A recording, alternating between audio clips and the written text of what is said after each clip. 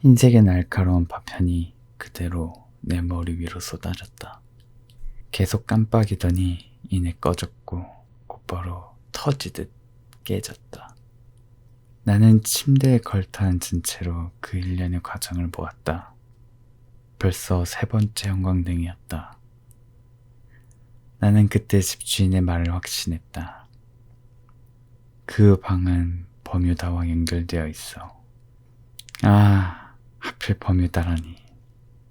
아니다. 차라리 잘 됐다. 여탕이나 다니는 회사에 연결되어 있었다면 방값은 오히려 올랐을지도 모른다. 이 집으로 이사를 온 것은 금전적인 이유도 있었지만 꽤 가까운 지인의 조언이기도 했다. 그 방 버뮤다와 연결되어 있대. 버뮤다라니? 너랑 꽤 잘 어울린다. 거기 살면 내 무료한 삶에 도움이 되지 않을까? 그녀는 그리 말해주었지만 대다수의 다른 지인들은 귀신을 돌려 말하는 것 아니야?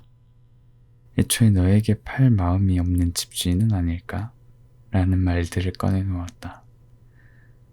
하지만 애초에 나는 왠지 그 집이 마음에 들었다. 깔끔한 데다가 조용했고 여기 가까웠다.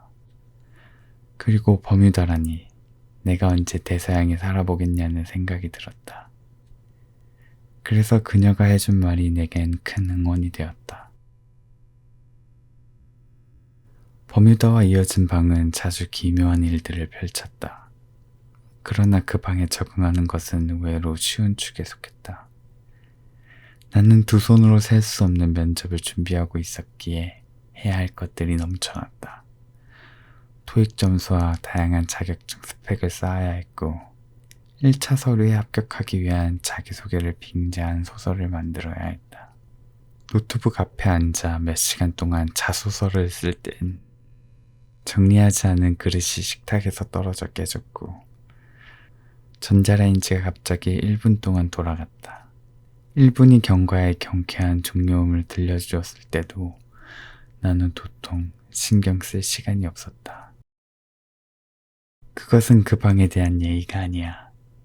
책을 빌리러 만난 그녀로부터 그런 이야기를 들었다. 적어도 놀라는 척은 해줘야 한다고 그녀는 그랬다. 그래서 적어도 방과 친해지는 노력을 해보기로 했다. 일단 치우지 않았던 방을 치웠다.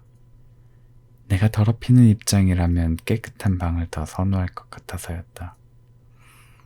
그리고 새로이 그릇을 샀고 꺼져있던 형광등을 갈았고 휴지통을 하나 더 샀다.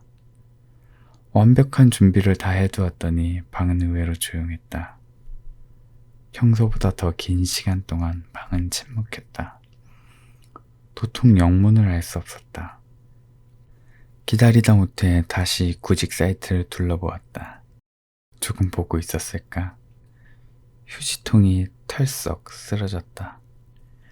나는 능청스레 이게 왜 이러지? 라며 혼잣말하며 다시 쓰레기를 쓸어 쓰레기통에 담았다.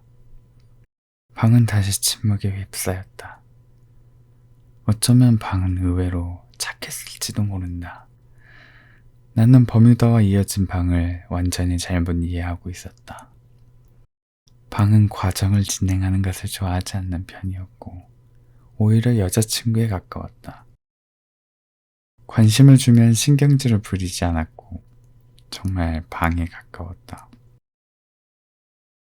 그러니까 아무 일도 일어나지 않는 일반적인 방. 다만 내가 잠시 한눈이라도 팔라면 바로 티를 냈다. 꽤나 과격한 여자친구였다. 방의 성격을 알고 나니 지내는 것이 한결 수월해졌다. 나는 주기적으로 방에 애정을 부었고 덩달아 내 사는 꼴도 같이 나아졌다. 그 과정은 단순하게 스펙을 쌓아 면접에 준비하던 과정과는 전혀 달랐다. 옷이 깔끔해졌고 향이 났으며 새끼 집밥을 잘 챙겨 먹었더니 표정이 풀렸다. 그리고 한없이 어려워 보였던 면접관들이 편해 보였다. 그들은 버뮤다와 같이 살아본 적이 없지 않은가 싶어서였다. 그래서인지 합격 문자가 동시에 두 군데서 왔다. 방에게 무언가 선물을 해주고 싶었다.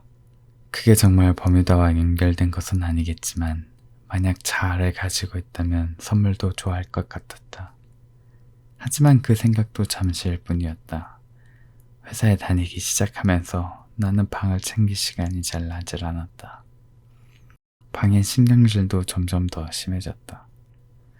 처음엔 미안하다가도 어느새 화가 났다. 회사에 다닌 지 보름이 되던 날, 나는 회식이 끝나고 소주 한 병을 가지고 와서 안주도 없이 마셨다.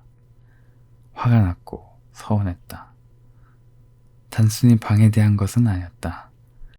내가 원했던 삶이라는 것이 사실은 절벽에서 얇은 밧줄에 매달린 것과 같다는 것을 깨달았고, 절벽이 밧줄을 끊지 말아달라고 빌고 또 비는 것과 같다고 확신했기 때문이었다. 나는 화장실에 다녀와서 방바닥이 젖어 있는 것을 보았다. 소주병이 쏟아졌나 싶다가 멀쩡한 것을 보고서는 내가 그렇게 펑펑 울었나 싶어졌다. 하지만 주위를 둘러보니 단순히 젖었다고 말할 수는 없는 상황이었다. 바닥에서 물이 차오르고 있었다. 어디 물이 새는가 걱정돼서 화장실과 부엌을 살폈다. 하지만 어디에서도 물이 새거나 넘치고 있지 않았다. 그 사이에 물은 점점 더 높게 차올랐다. 무릎쯤 차올랐을 때 나는 바깥으로 나가려 했지만 현관문이 열리지 않았다. 현관문뿐만이 아니라 창문도 열리지 않았다. 창문 밖 풍경은 물 따위 안중에도 없다는 듯 평소와 똑같이 평온했다. 물은 가슴팍까지 금방 차올랐다. 방에서 익사하다니. 분명 뉴스감이 확실했다. 회사에서도 알게 되겠지. 퇴직금은커녕 한 달 월급도 나오지 않으리라. 그리 생각하니 무서우면서도 처량했다. 너야? 나는 방에게 물었다. 왜 이러는 거야?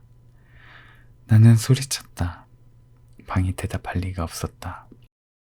그 사이 물은 목 끝까지 차올랐다. 나는 몸을 움직여 물 위로 떠올랐다. 점점 머리가 천정에 가까워졌고 곧 머리도 들 수 없어서 입과 코만 물 밖으로 나왔다. 그러나 결국 물속으로 온몸이 잠겼다. 숨을 쉴 수 없다는 압박감에 눈을 감고 온몸을 비틀었다. 몸이 점점 가라앉았지만 금방 닿아야 할 방바닥이 도통 닿질 않았다. 질끈 감고 있던 눈을 천천히 떴다. 왜 방 주인이 버뮤다와 연결됐다고 그랬는지 그 순간 이해되었다. 내 방이 없고 바다가 있었다. 하염없이 맑은 바닷속으로 형형색색의 산호초가 보였고 처음 보는 물고기들이 떼를 지어 유영하고 있었다. 당장 죽어도 이상하지 않을 것 같은데도 그 광경이 너무도 찬란하고 아름다워서 넋을 놓고 바라보았다. 그리고 고요했다. 물속이 원래 이렇게 고요했나 싶을 정도로 아무 소리 없이 고요했다. 몸에 힘이 점점 빠졌다. 고통스럽지는 않고 편안했기에 나는 천천히 눈을 감으며 바닷속 깊이 몸을 내려놓았다. 정신이 든 것은 다음날 아침이었다. 창문으로 내리쬐는 햇살 속에서 나는 침대에서 일어났다.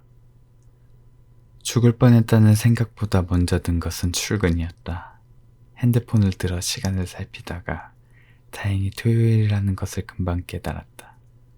웃겼다. 어제 그 광경이 선명한데도 침대에서 일어나자마자 시간부터 살피는 내 모습이 우스웠다. 꿈은 아니라는 확신이 들었다. 그렇다고 현실이냐고 물으면 그것도 아닌 것 같았다. 방은 어디 한 군데도 젖어 있지 않았고 어제 먹다 남긴 소주병이 덩그러니 놓여 있었다. 다만 비어 있어야 할 소주병 속에 작은 물고기 한 마리가 있었을 뿐이었다.